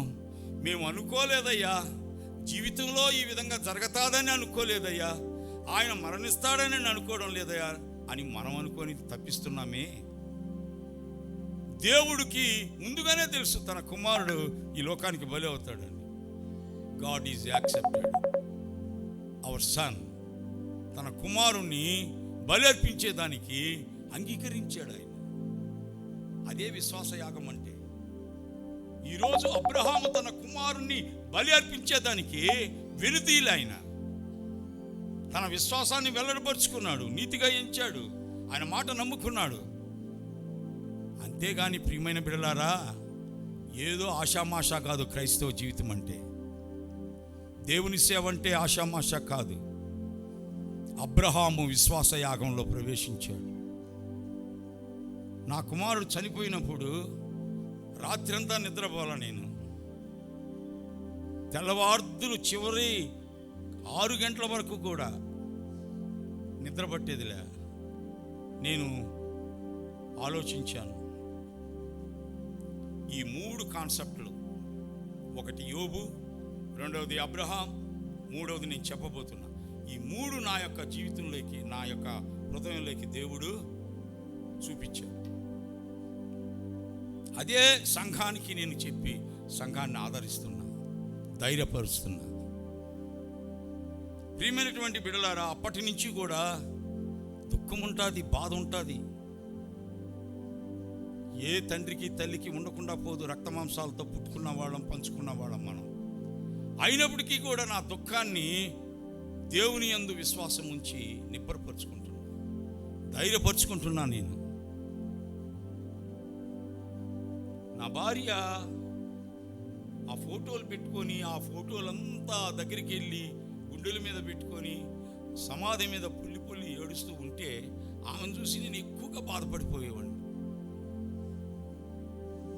తల్లి కడుపు కోత. అలాంటి సమయంలో రాత్రంతా నిద్రపోయేవాడిని కాదు నేను. అప్పుడు దేవుడు నాకు ఈ సందేశాన్ని దేవుడు ఇచ్చాడు. భయపడనేలా సంగమా, యోబు వలె మనము విశ్వాసయాగంలో ప్రవేశించే వారంగా ఉండాలి. అబ్రహాము వలె విశ్వాసయాగంలో ప్రవేశించే బిడ్డలుగా ఉండాలి. సేవకులంటే ఎలాగ ఉండాలా? నిజమైన విశ్వాసులంటే అలాగే ఉండాలి. మనం మరణాన్ని గురించి భయపడవలసిన అవసరం లేదు. That is temporary. మరణము మనకు శిక్ష కాదు. శిక్షించాలని దేవుడు మనకు మరణాన్ని శాసించడు. కాబట్టి ప్రియమైనటువంటి బిడ్డలారా, మనము ఆ విధంగా ఉండాలని దేవుడు కోరుతూ ఉన్నాడు. మరి ప్రియమైనటువంటి బిడ్డలారా, చనిపోయినా బ్రతికినా ప్రభు కోసమే బతకాలి. చనిపోయినా బ్రతికినా ప్రభు కోసమే బతకాలి. ఒకవేళ బిడ్డలను పోగొట్టుకున్న వాళ్ళు ఇక్కడ ఉండొచ్చు, తల్లులు. ఒకవేళ భర్తని పోగొట్టుకున్న వారు ఉండొచ్చు, ఇక్కడ బిడ్డల్ని పోగొట్టుకున్న వారు ఉండొచ్చు. బ్రతకనట్టుగా ఉండొచ్చు. కొంతమంది జీవితాల్లో భార్య ఉండి భార్య లేనట్టుగా ఉన్నారు, భర్త ఉండి భర్త లేనట్టుగా ఉన్నారు, బిడ్డలుండి బిడ్డలు లేనట్టుగా ఉన్నారు. ఇటువంటి వారికి ఈ సందేశం చాలా ప్రాముఖ్యమైనది. నీవు ఒకటే విశ్వాసయాగంలో ప్రవేశిస్తున్నావు బిడ్డ. విశ్వాసయాగంలో ప్రవేశించాల మనం. ఇంకొకటి చెప్పి నేను ముగిస్తాను. రెండవది ఏంటంటే షద్రక్ మెషక్ అబేద్నెగో. దానియేలు 3:15-19 వరకు 29వ వచనం వరకు మనం చదివితే షద్రక్ మెషక్ అబేద్నెగో దానియేలు గ్రంథం చూడండి దయచేసి. దానియేలు గ్రంథంలో చాలా మంచి విషయాలు తెలియపరిచారు. మరి దానియేలు చాలా ప్రాముఖ్యుడైపోయాడు. ఆ రాజ్యంలో ప్రధానుడిగా చేశాడు దానియేలుని రాజు నెబుకద్నెజరు. అయితే నెబుకద్నెజరు ఆ దానియేలుని గొప్ప రాజుగా చేసి మంచి స్థానంలో పెట్టినప్పుడు సైతానుడికి కుళ్ళు పుడుతుంది కదా. అందరూ చేరి ఏం చేశారంటే ఒక ప్లాన్ వేశారు. నెబుకద్నెజరు యొక్క ప్రతిమను మొక్కాల అని చెప్పి నెబుకద్నెజరు యొక్క పర్మిషన్ తీసుకొని ఒక బంగారు ప్రతిమ ఒకటి చేయించి బబులోను దేశంలో దూరైన మైదానంలో దాన్ని నిలువబెట్టించాడు రాజుగారి ద్వారా. ఇక మీదట ఎవరు కూడా ఈ ప్రతిమకి మొక్కాలని. ప్రియమైనటువంటి బిడ్డలారా, మరి ఆ విధముగా చాటించాడు జనులకు. బంగారు ప్రతిమ ఎదుట సాగిలపడి నమస్కరించుడి, సాగిలపడి నమస్కరింపని వాడెవడో వాడు మండుచున్న అగ్నిగుండములో తక్షణమే వేయబడునన్నాడు. వెంటనే షద్రక్ మెషక్ అబేద్నెగోలు ఆ యొక్క ప్రతిమకు ఆ విగ్రహానికి మొక్కల. దేవునికే మొక్కారు, వాళ్ళు దేవుణ్ణే సేవించారు. మనుషులు ఆజ్ఞల్ని లక్ష్య పెట్టల, దేవతలని పూజించాల, నిలువబెట్టించిన బంగారు ప్రతిమకు నమస్కరించ పూనుకోల. అప్పుడు ఈ మొక్కర్ని బంధించి తీసుకురమ్మన్నాడు. ఏమయ్యా, ఈ ప్రతిమకు మీరు మొక్కరా? మేము మొక్కమండి. అయితే మిమ్మల్ని విడిపింపగల దేవుడు ఎక్కడున్నాడు? మమ్మల్ని తప్పించి రక్షించేదానికి సమర్థుడండి మా దేవుడు అన్నారు ఈ ముగ్గురు. రేయ్, వీళ్ళు తిరుగుబడుతున్నారు, ఈ షద్రక్ మెషక్ అబేద్నెగోలు తిరుగుబడుతున్నారు నా మీద, ప్రతిమకు మొక్కరని చెప్తున్నారు. వీళ్ళని ఎత్తుకొని పోయి ఏడంతల అగ్నిని చేసి వాళ్ళని అగ్నిగుండంలో వేయండి అన్నాడు. ఈరోజు మా కుటుంబ జీవితానికి అగ్నిగుండంగానే ఉండొచ్చు. అక్కడ షద్రక్ మెషక్ అబేద్నెగో ముగ్గురున్నారు అగ్నిగుండంలో. ఇక్కడ ఈ అగ్నిగుండంలో ఎవరున్నారు? ముగ్గురమే. నేను, నా భార్య, నా చిన్న కుమారుడు. చాలామంది అనుకోవచ్చు అయిపోయింది వీళ్ళ కథ, చాప్టర్ ఎండ్, సేవ కూలిపోయింది, ఇంకేం చేయగలడు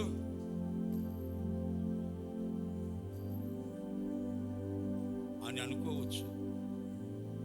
కానీ ఆ ముగ్గురు ఉన్నప్పుడు అగ్నిగుణంలో అందరికీ ఆ రాజుగారికి ఎవరు కనబడుతున్నారు?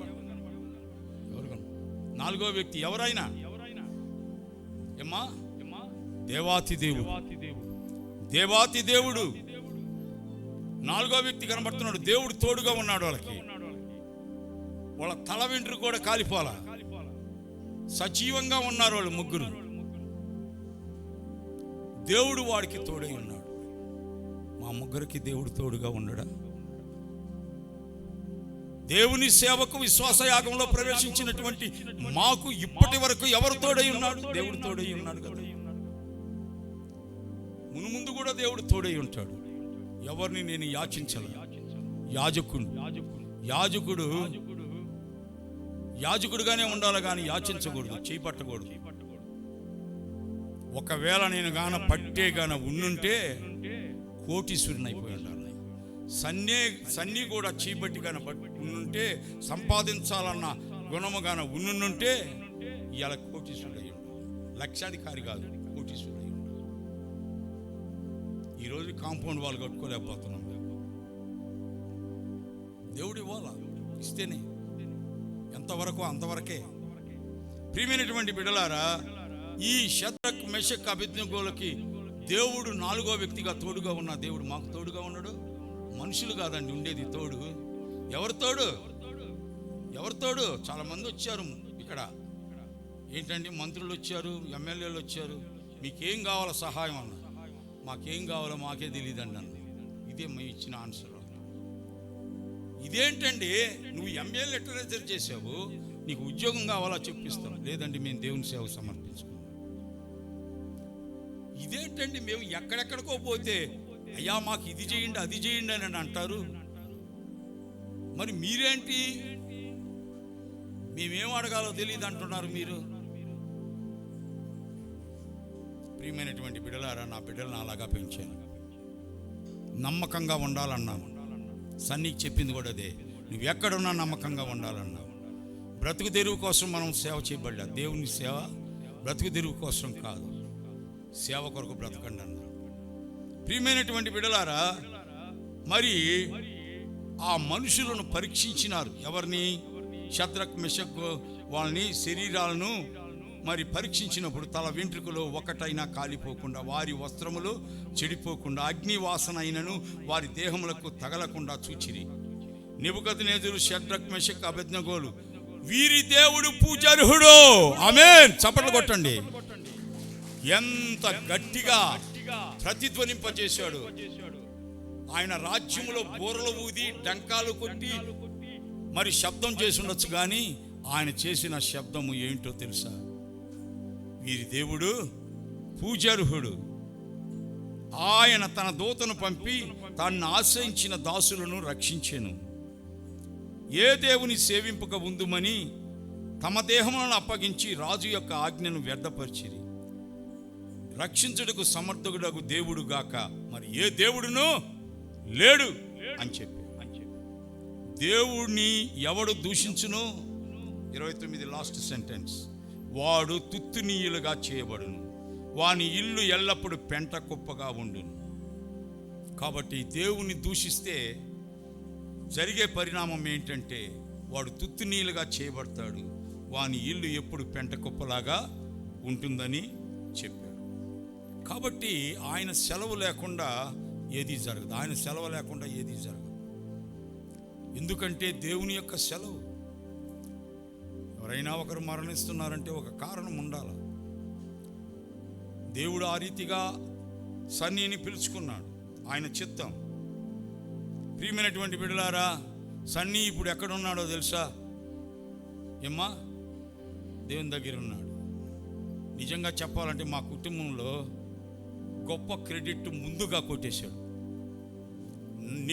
అందరూ ఏమన్నా తెలుసా, ఈ కరోనా ఇదితో బాధపడుతూ ఉంటే నేను అవుట్ అనుకున్నారు అందరూ. చాలామంది పాస్టర్కి ఫోన్ చేశారు, ప్రదీప్ దగ్గర ఎందుకు మాట్లాడించలేదు, నువ్వు 10 రోజుల నుంచి ఎందుకు మాట్లాడలేదు, ప్రదీప్ దగ్గర మాట్లాడించేదాకా నేను నమ్మనన్నది. వాళ్ళ పెద్దక్క హైదరాబాద్లో ఉన్నాను. పాస్టమ్మ ఫోన్ ఇచ్చి నా దగ్గర మాట్లాడు, బేబీ మాట్లాడుతుందని అన్నప్పుడు బేబీతో నేను మాట్లాడితే హల్లెలూయా దేవునికి స్తోత్రం అని ఆమె ఏడుస్తూ దేవుని మహింపరిచింది. ప్రియమైనటువంటి బిడ్డలారా, ఈరోజు నేను అనుకోవచ్చు, నా బిడ్డను తీసుకోకుండా నన్ను తీసుకుంటే బాగుండును అని నేను అనుకోవచ్చు. కానీ దేవుడు ఎందుకు సజీవునిగా ఉంచాడో నాకైతే తెలియదు. ప్రియమైనటువంటి బిడ్డలారా, జీవోత్సవంలో పడున్నాం. బరియలకు ఎవరు వచ్చారో, భూస్థాపన కార్యక్రమాలు ఎట్లా జరిగినాయో, ఎవరు ప్రసంగం చేశారో, ఎవరు ప్రార్థన చేశారో కూడా మాకు తెలియదు. బాబుని తీసుకొని పోయి చూపించే సమయానికి కూడా బాబు కూడా మాకు కనబడలే, మైండ్ బ్లాక్ అయిపోయింది. డిన్నీకి కూడా అలాగనే. ప్రియమైనటువంటి బిడ్డలారా, ఏది కూడా ఆయన సెలవు లేకుండా ఏదైనా జరుగుతుందా బాబు? జరగదు. సన్నీ ఎక్కడున్నాడు? మా కుటుంబంలో క్రెడిట్ కొట్టేశాడు. ముందుగా దేవుని దగ్గరికి వెళ్ళిపోయాడు ఆయన. ఈరోజు ముందుగా వెళ్ళిపోయిన వారే శ్రేష్ఠులు, ముందుగా వెళ్ళిన వారే శ్రేష్ఠులు. కాకపోతే ఒకరు ముందు ఒకరు వెనక. మరి మనల్ని ఎందుకు వదిలిపెడుతున్నాడు అని అంటే, ఇంకా మనలో మార్పు వచ్చేటివి చాలా ఉన్నాయి. ఆయన దీర్ఘశాంతము గలవాడై మనకు టైం ఇస్తున్నాడు. అర్థమైందా బాబు? కనుక మరి ఈ విధముగా మరి పరలోకములో ఆయన ఎక్కడున్నాడో తెలుసా? బంగారు రోడ్ల మీద నడుస్తున్నాడు సన్ని. బంగారు రోడ్లు, పరలోకంలో అంతా బంగారే, అపరంజే. బంగారు రోడ్ల మీద నడుస్తున్నాడు. బంగారు పల్లెములో దేవదూతల ఆహారం తినుచున్నాడు. సన్నికి వయసు చిన్నదే, సేవ గొప్పది. సంపాదించలేదు కానీ మంచి పేరు సంపాదించారు. సామెతలు 22:1 చూడండి, ఏం రాయబడింది? సామెతలు 22:1 గట్టిగా చదవండి, త్వరగా, టైం అయిపోయింది. గొప్ప ఐశ్వర్యము కంటే మంచి పేరును వెండి బంగారముల కంటే దయయు కోరదగినది. అందరి దయ సంపాదించుకున్నారు. ప్రియమైనటువంటి బిడ్డలారా, కొంతమంది మనుషుల్ని సంపాదించుకుంటారు, అది తాత్కాలికమే కావచ్చు. కానీ సన్ని మనుషుల్లో ఉన్న మనసుల్ని దోచుకున్నాడు. ప్రపంచం యావత్తు మనుషుల్ని కాదు, మనుషుల్లో ఉన్నటువంటి మనసుల్ని దోచుకున్నాడు. ప్రియమైనటువంటి బిడ్డలారా, ఈరోజు చాలామంది అనుకోవచ్చు మరణం శిక్ష, వీళ్ళ కుటుంబానికి శిక్ష, తల్లిదండ్రులకు శిక్ష అనుకోవచ్చు. జీవితం స్థిరం కాదు, ఒకడు ముందు ఒకడు వెనుక. చేదు సంఘటన ఒక రోజుకి సుమధురంగా చేస్తాడు దేవుడు. దేవుడా ఎందుకు ఇలా చేసావని ప్రశ్నించేదానికి మనం ఏ పాటి వారు? పౌలు అంటాడు, బ్రతుకుట క్రీస్తే, చావైతే లాభం. డెత్ ఈజ్ మై బెనిఫిట్ అన్నాడు. అందుకే యెహోవా భక్తుల మరణం బహు విలువైనది. ప్రియమైనటువంటి బిడ్డలారా, మరి ఈ సమయంలో సన్నీకి ఒక్కటే తెలుసు, ప్రేమించడం మాత్రమే తెలుసు సన్నీకి, ఇక ఏమీ తెలియదు. సన్నీకి శత్రువులు ఎవరు లేరు. సన్నీ యొక్క టాలెంట్ ఎలాంటిదంటే ఒక్కటి కాదు, మల్టీ టాలెంటెడ్ పర్సన్. మన కోటయ్య సారు ఈ మాట ఉపయోగిస్తాడు సన్నీ విషయంలో.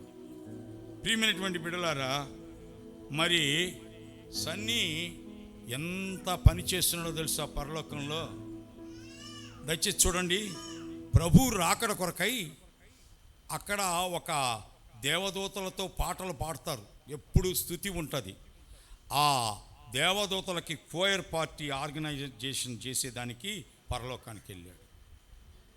హల్లెలూయా, చప్పట్లు కొడదాం. ఇప్పుడు దాకా ఇక్కడ వాయించాడు, ఇప్పుడు అక్కడ కోయర్ పార్టీ ఆర్గనైజేషన్ చేసేదానికి పరలోకానికి వెళ్ళాడు. సన్నీకి ఎక్కువగా ఇక్కడ ఈ లోకంలో పాడే పాటల్లో ఒక 3 పాటలు చాలా ఇష్టం నేను గమనించినంత వరకు. మహిమ నీకే ప్రభు, హల్లెలూయా, స్తుతి మహిమ, అత్యున్నత సింహాసనముపై. ఈ 3 పాటలు చాలా ఇష్టం. నేను అంటాను, సన్నీ ఈజ్ బ్లెస్డ్ మ్యాన్. అతడు అత్యున్నత సురక్షిత స్థానానికి వెళ్ళాడు. సంగమా, దిగులు పడద్దు, ధైర్యంగా ఉండండి, నిబ్బరం కలిగి ఉండండి. మనం అందరం విశ్వాసయాగంలో ప్రవేశించాలా? విశ్వాసయాగంలో ప్రవేశించేదానికి 3 విషయాలు మీ ముందు పెట్టాను. ఒకడు యోబు, ఒకరు అబ్రహాము, ఒకరు షద్రక్ మెషక్ అబేద్నెగోల యొక్క జీవితాలు. కాబట్టి మనము ధైర్యంగా ఉండాలి. Is a great visionary. సన్నీకి ఎప్పుడు కూడా ఒక మంచి దర్శనం ఉంది సంఘం పట్ల, సేవ పట్ల. ఈ సంఘాన్ని అభివృద్ధి పరచాలా, ఈ చర్చిని ఎక్స్టెన్షన్ చేయాలా, ప్రక్కన ఒక భూమి కొనాలా, అన్నీ మంచి దర్శనాలు. నిజంగా చెప్పాలంటే చిరస్మరణీయులలో సన్నీ అరుదైన వ్యక్తి. మనం జ్ఞాపకం ఉంచే వాళ్ళలో జూము వీడియో కాల్ తీస్తూ ఒక పాస్టర్ గారు అంటాడు, ఈ దుఃఖము, ఈ వేదన, ఈ ఆరాటము, ఈ ఆవేదన వైఎస్ రాజశేఖర రెడ్డి గారు చనిపోయినప్పుడు చూశాం. వైఎస్ రాజశేఖర రెడ్డి గారు చనిపోయిన తరువాత సన్నీ విషయంలో చూశాం. దయచేసి గమనించండి, గ్లోబల్ అంతా షాక్ అయింది, భూగోళం అంతా. అంటే దేశాలు కూడా వీడియో కాల్స్లో ఏడ్చి మాతో మాట్లాడారు. ప్రియమైనటువంటి బిడ్డలారా, ఒక విధంగా చెప్పాలనంటే ఆంధ్ర రాష్ట్రంలో కాదు, భారతదేశంలో కాదు, ప్రపంచ దేశాల్లో కాదు, Sunny is one brand. Brand. Sunny is one brand. చనిపోకముందు నా కుమారుని గురించి నేను పొగడలేదు, తన వ్యక్తిత్వాన్ని గురించి చెప్పలేదు, కానీ చనిపోయిన తర్వాత నా బిడ్డను గురించి చెప్పేదానికి ఆరాటపడుతున్నా. నేను లేనయ్యా, నే జీవించునది నీ కృప, ఎదుగించునది నీ కృప. రెండవ రాకడను గూర్చి ఒక ఈవెంట్ని ఏర్పాటు చేయటకు దేవుడు సన్నీని పిలుచుకున్నాడు. సన్నీ దేవుణ్ణి మిక్కిలిగా ప్రేమించాడు. దేవుడు కూడా సన్నీని మిక్కిలిగా ప్రేమించాడు. అందుకే సన్నీని దేవుడు తీసుకొని పరలోకానికి వెళ్ళాడు. సన్నీ ఒక సంస్కార వ్యక్తి. వాడి ప్రిన్సిపల్స్ అన్నీ నేను ఫాలో అవుతాను, గమనిస్తాను. ఎప్పుడు పొగడను, ఎప్పుడు ఉబ్బించను, అన్నీ చూసి హృదయంలో ఆనందిస్తుంటాను. కానీ ఈరోజు చెప్పాలనిపించింది. తండ్రి స్థాయికి మించిన తక్కువ సమయంలో తనయుడుగా పరిచర్య చేశాడు. నాకంటే ఎక్కువ పరిచర్య చేశాడు. అనేక మందిని పెట్టుకొని ప్రతి గ్రామంలో ఈ చుట్టుప్రక్కల మన బిడ్డలను పెట్టుకొని, మన సంఘంలో ఉన్న బిడ్డలను పెట్టుకొని ఇంటింటికి కరపత్రం పంచాడు. ఇంటింటికి ఎవరైనా రిజెక్ట్ చేస్తే వాళ్ళని రిక్వెస్ట్ చేసి చేతుల్లో పెట్టేవాడు. ఇది నువ్వు గాన చదివి గ్రహిస్తే నిత్య జీవానికి పరలోకానికి పోతావా అని చెప్పేవాడు. ప్రియమైనటువంటి బిడ్డలారా, సన్నీ దేవునితో ఒక మాట అన్నాడు. ఒక ఆయన అనిల్ కుమార్ ఒక మాట అన్నాడు, మమ్మల్ని ధైర్యపరుస్తూ, సన్నీ దేవునితో ఆడుకుంటున్నాడు పరలోకంలో అన్నాడు. దేవునితో ఆడుకుంటున్నాడు, దేవదూతలతో స్తుతిస్తున్నాడు. కాబట్టి ప్రియమైన బిడ్డలారా, అందుకే నిర్ణయానికి వచ్చా. దుఃఖము లేకుండా కాదు, బాధ లేకుండా కాదు, కానీ నా దుఃఖాన్ని, నా ఏడుపుని ఒక నిరీక్షణకు మార్చుకున్నా, ఒక నిబ్బరానికి తెచ్చుకున్నా. అందుకే ఇప్పుడు నా భార్య ఎదుట ఏడవను, నా కుమారుని ఎదుట ఏడవను. నా కుమారుడు తల్లి ఎదుట ఏడవడు, తండ్రి ఎదుట ఏడవడు. ఒకరినొకరు దూబూసులు ఆడుకుంటున్నాం ఇంట్లో. అయినా నా దేవుడు గొప్పవాడు. బైబిల్లో ఒక మాట రాసింది, 1 కొరింథీ 13:13. విశ్వాసము, ప్రేమ, నిరీక్షణ ఇవే నిలిచేది స్థిరంగా. ఏమన్నాడమ్మా? చదువమ్మా. 1 కొరింథీ 13:13 నేను ముగించబోతున్నాను. 1 కొరింథీ 13:13లో ఏం రాసింది?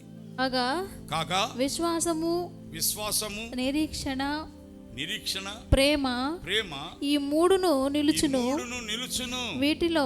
వీటిలో శ్రేష్టమైనది ప్రేమయే.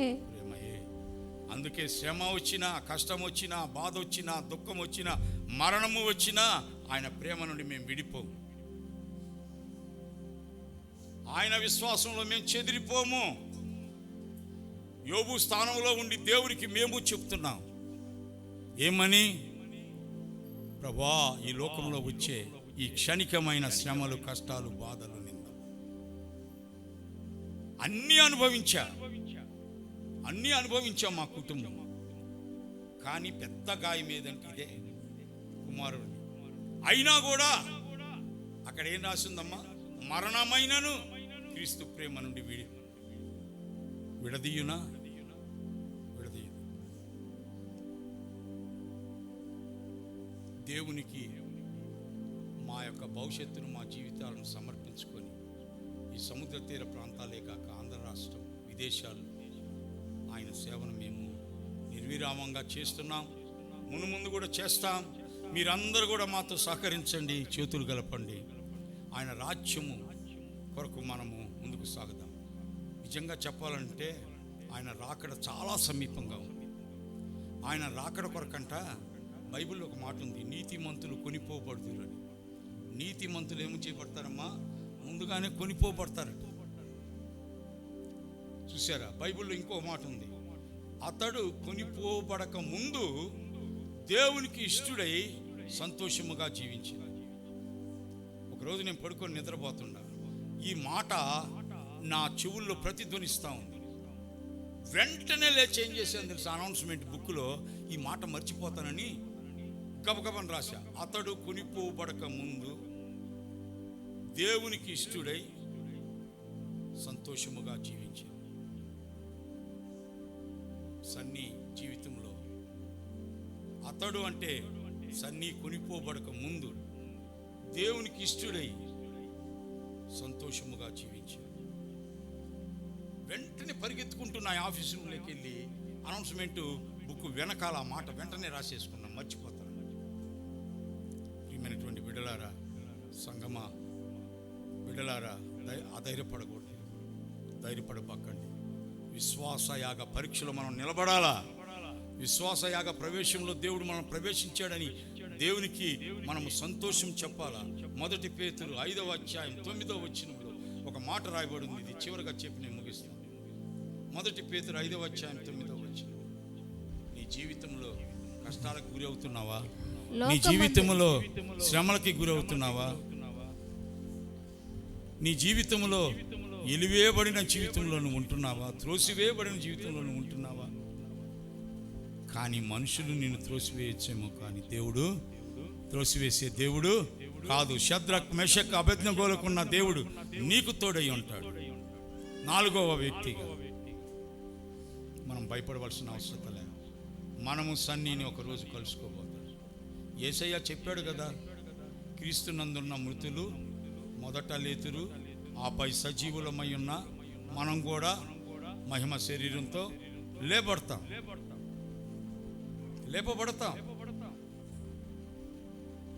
నా కుమారుడు ఒక మాట అన్నాడు, గుండె జల్లు అన్నది. సమాధి దగ్గరికి వెళ్ళి గార్లాండ్ వేయని ప్రెస్ చేస్తే నేను వేయను, నా అన్నయ్య ఇందులో లేడు అన్నాడు. మహిమ శరీరంతో లేబడున్నాడు. ప్రియమైనటువంటి బిడలారా, ఇప్పుడు సన్నీని మనము శారీరకంగా చూడకూడదు. అందుకే ప్రసంగి గ్రంథంలో ఏం రాశాడో లాస్ట్లో దయచేసి చూడండి. ఈ మాట ప్రసంగి గ్రంథంలో ఒక మాట రాశాడు. అయ్యా దయచేసి బైబిల్లో తీసిన వారు ప్రసంగి గ్రంథం లాస్ట్లో చూడండి. 12వ అధ్యాయము 7వ వచనం. మన్నైనది వెనుకటి వలనే మరలా భూమికి చేరును, ఆత్మ దాని దయచేసిన దేవుని యొద్దకు మరలా పోవును. ఇప్పుడు శరీరాన్ని చూస్తారా, ఆత్మను చూస్తారా? ఈ లోకంలో ఉన్నంత వరకు శారీరకంగా ఉన్నాడు సన్నీ. ఇప్పుడు శరీరములో లేడు. ఎలాగున్నాడండి? ఆత్మలో ఉన్నాడు. సన్నీ నాలోనే కాదు, ఇక్కడ ఉన్న ప్రతి ఒక్కరిలో ఉన్నాడు. ప్రతి ఒక్కరిలో ఉన్నాడు. కొంతమందికి విషయంలో కూడా కనబడ్డాడు. చర్చి దగ్గరికి వచ్చి చాలామంది గుంపు కూడుకొని ఏడుస్తున్నారట.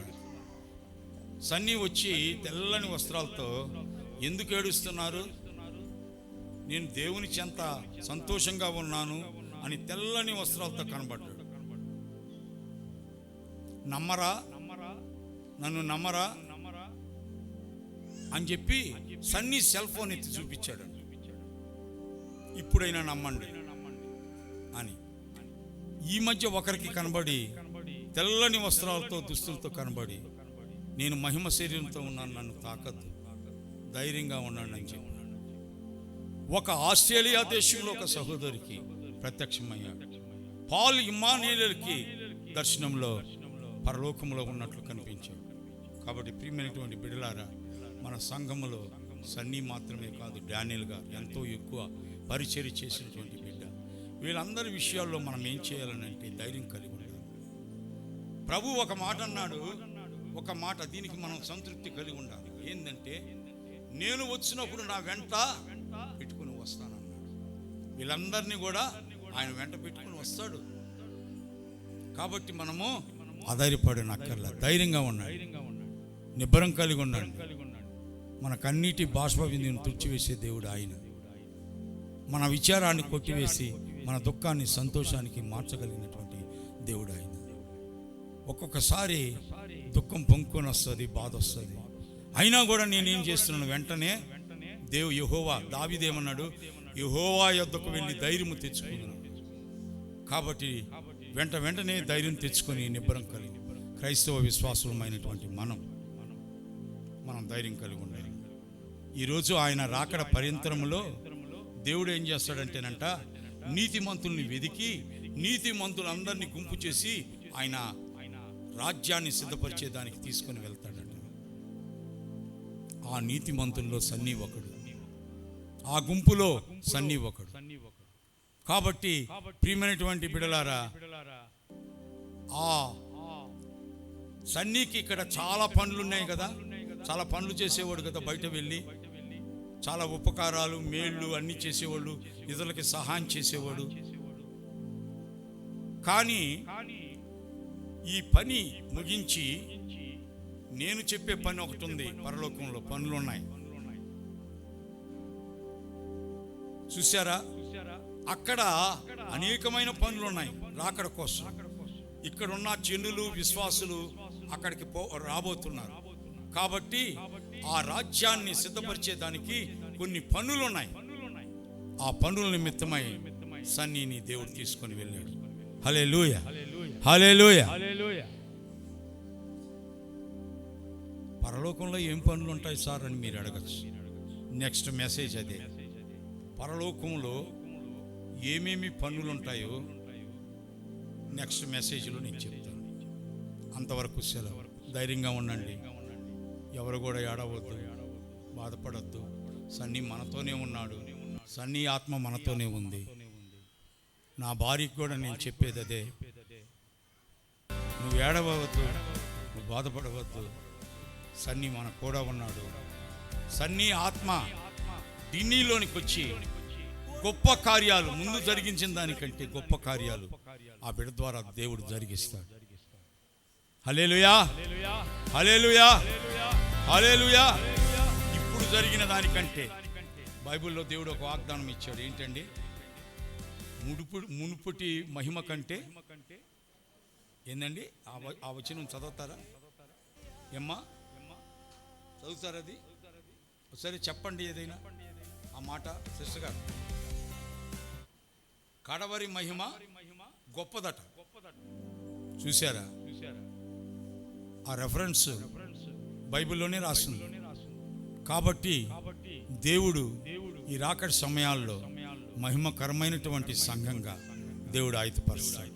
కాబట్టి ఎవరు కూడా దుఃఖపడవద్దు, ఏడవవద్దు, భయపడవద్దు. Thank you. God bless you. ప్రార్థన చేస్తాం. మన మధ్యలో ఉన్నటువంటి శ్రీసుధ గారు ప్రార్థిస్తారు. మైక్ ఇవ్వండి.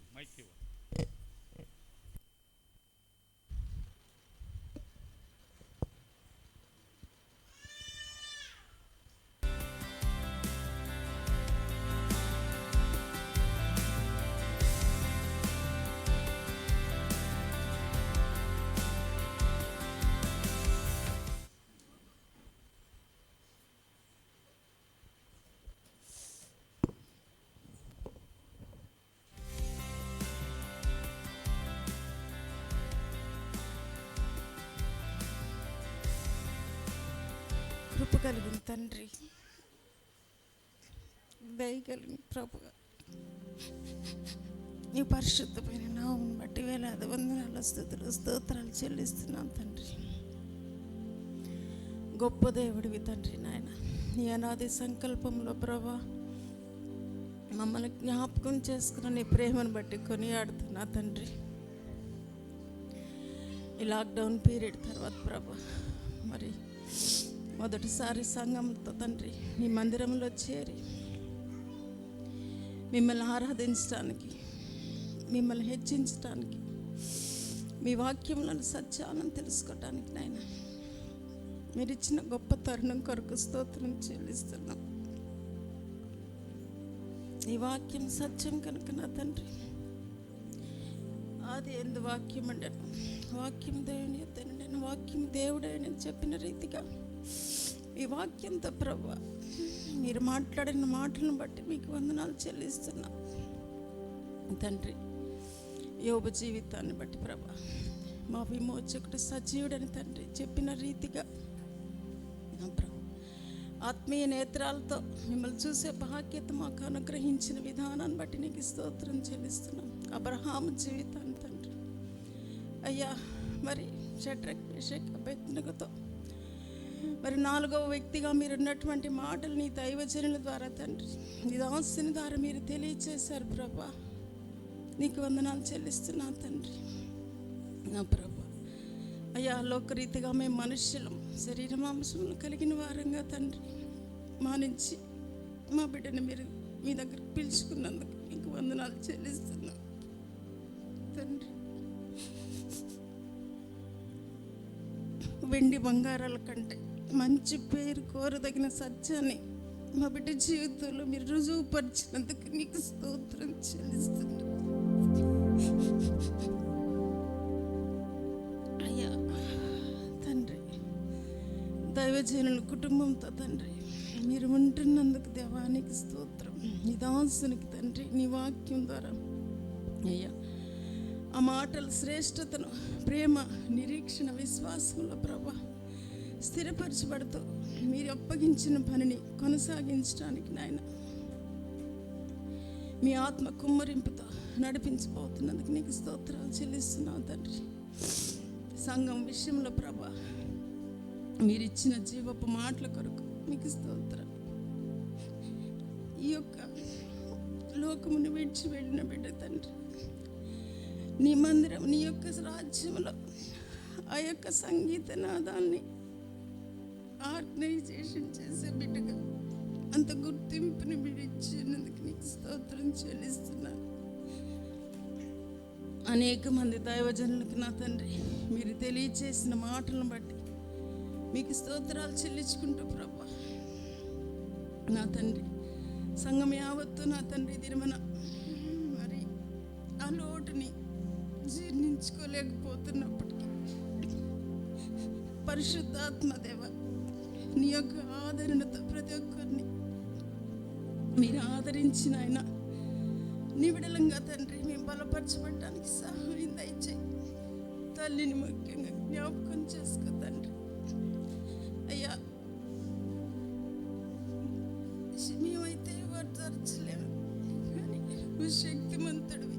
నీ సత్యం తెలిసిన బిడ్డగా నాయన కృంగిపోకుండా నా తండ్రి అయ్యా మరి ఈ పనిని కొనసాగించడానికి తనకి ఇచ్చిన కీర్తిని బట్టి ప్రభా అతిశయిస్తున్నాయన నీకు స్తుతులు చెల్లించే రీతిగా ఈ కుటుంబాన్ని మీరు నిలవబెట్టండి ప్రభా. అతి చిన్న వయసులో నా తండ్రి నాయన మరి అనేక మందిలో మనసుల్లో సంపాదించుకున్నటువంటి ఆ స్థానాన్ని బట్టి నీకు వందనాలు అయ్యా. ఈ లోటుని భర్తీ చేయమని మేము అడుగుతున్నాం అయ్యా. నడిపించడానికి నాయన నీ కృప కుమ్మరించిన తండ్రి ఒక మంచి సాక్ష్యం కలిగి సంఘముగా ఈ కుటుంబాన్ని ప్రభా మీరు ఆయత్తపరిచి నీ మహిమలో తండ్రి వాడుకోవటానికి నాయన నీ పరిచర్య కొనసాగించబడటానికి అయ్యా ఎంతో బలహీనపడిపోయినటువంటి శరీరాలతో ఉంటున్నారు అయ్యా. పాస్టర్ గారిని ప్రత్యేకంగా పాస్టర్ గారి కొరకు ప్రార్థిస్తూ నేను విషయంలో కూడా తండ్రి నీకు సమర్పిస్తున్నాం తండ్రి. మీరే ఆదరించి నడిపించి మీ నామానికి మహిమ తెచ్చుకోమని ప్రభా సంఘం అంతటిని బట్టి నాయన మాకు ఇచ్చినటువంటి గొప్ప ఆధిక్యత కొరకు నీకు వందనాలు చెల్లించుకుంటూ క్రీస్తు వారి పుణ్యనామంలో ప్రార్థించి వేడుకొంచున్నాను తండ్రి. జీవితయాత్ర ఎంతో కఠినము, ఘోరాంధకార తుఫానులున్నావి, ఘోరాంధకార తుఫానులున్నావి, అభ్యంతరములు ఎన్నెన్నో ఉండు, అభ్యంతరములు ఎన్నెన్నో ఉండు, కాయువారెవరు, రక్షించేదెవరు, కాయువారెవరు, రక్షించేదెవరు.